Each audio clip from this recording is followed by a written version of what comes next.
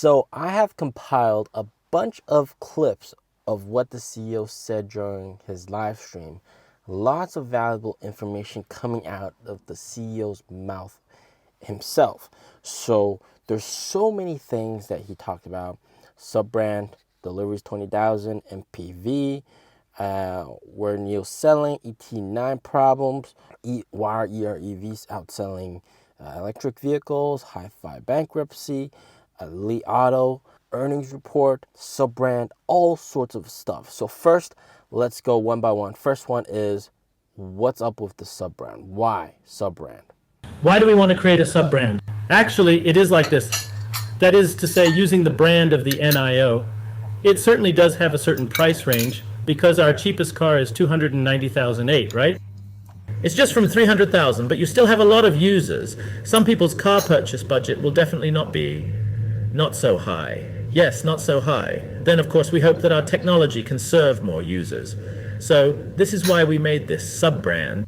Will the services of the sub-brand and NIO services be shared? Speaking from a sales perspective, we are definitely separate. Some post-sale services will be shared as needed. As for the battery switch network, NIO will have its own exclusive network. NIO users will also be able to swap batteries in the Alps shared network. But conversely, Alpine users will also be able to use the future dedicated network. We still need to ensure a sense of exclusivity for NIO users.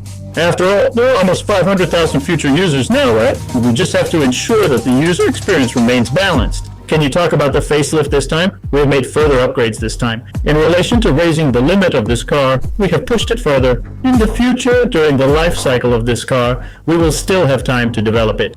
Just like our 2018 car, we are still releasing new features. Next one, when will sales get back to above 20,000 deliveries per month? And what's going on with that? When can the sales exceed 20,000? Last year in July we had over 20,000, but we really couldn't maintain it because at that time there were large orders that could be fulfilled. But let me tell you, we actually still closed this order every month for the following months last year, and the orders continued to increase.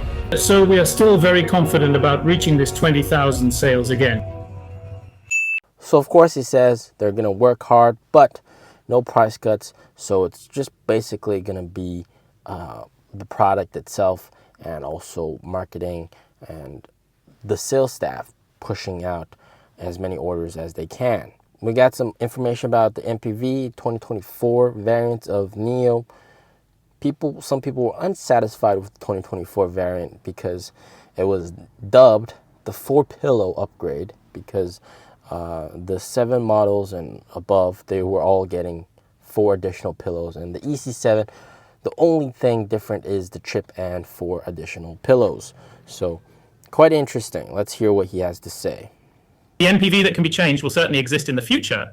We are actually very serious about the makeover. You think that we have renovated. Our computing power is still world-class along with this improvement in computing power. The subsequent intelligent features will become increasingly stronger. So next up is about NIO's sales, in which area, etc. And I think this is quite interesting. Let's have a listen. More than 80% of our current users are those who used to drive cars like BMW, Benz, Audi. They are paving the way for the future. Their acceptance is faster. In economically advanced regions, the acceptance towards us is faster too. Meaning 55% of our sales volume comes from regions like Jiangsu, Zhejiang, and Shanghai. So obviously people in more educated areas are more acceptable to NIO, more accepting of NIO, and they can comprehend what battery swap is and what battery swap does and all the benefits of battery swap. Whereas in a lot of rural areas, like when I went to my wife's hometown, people could not just grasp what battery swap was all about. So obviously those are the areas with the highest potential for NIO to grow and multiply sales, and it's really about educating people about battery swap and what that's about. And I think NIO hasn't really gotten there yet, and they still have massive strides to go through in order to advertise and market battery swap to the level that we as shareholders want. Next up, the ET9 doesn't look as good. So people some of the people were very dissatisfied with the design of the ET9 from the outside. So this is what the CEO had to say. The ET9 is not experienced. That's a fact because the ET9 is positioned as an executive flagship. You should discuss from the angle of design. It's difficult to say which executive flagship is experienced. The executive flagship is more about being applicable. It needs to be applicable in various scenarios. Even Maybach cannot be considered experienced. Next up, why are EREVs outselling pure electric vehicles? Have a listen. How do you see it? The gap between pure electric and extended range has increased. I think this is normal. This is indeed like the infrastructure I'm talking about. Many places still need a process. I believe that with the development of this full infrastructure, this pure electric will definitely get better and better. But let's not forget, humanity now, in terms of market value and profitability from new energy vehicles, first place is still pure electric car companies. Yeah, you heard it right. You see, companies like Li Auto are still selling gas vehicles. All their cars being delivered right now burn gasoline. That's something to keep in mind. So even though they have a higher market cap, they will never achieve anything extraordinary way up there in the stratosphere like Tesla.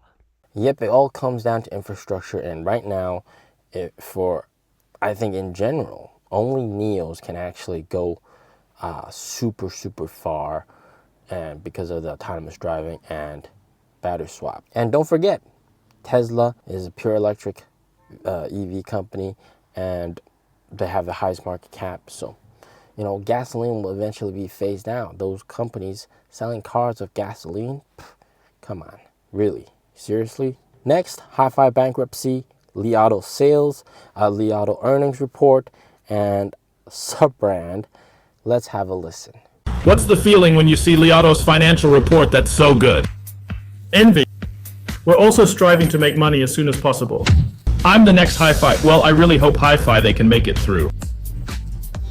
I feel starting a company is not easy. In fact, every time I see a company struggling, right, it doesn't feel good. We still respect every innovative company. How to deal with Xiaomi's SU7? Everyone here is a friend. What are you dealing with?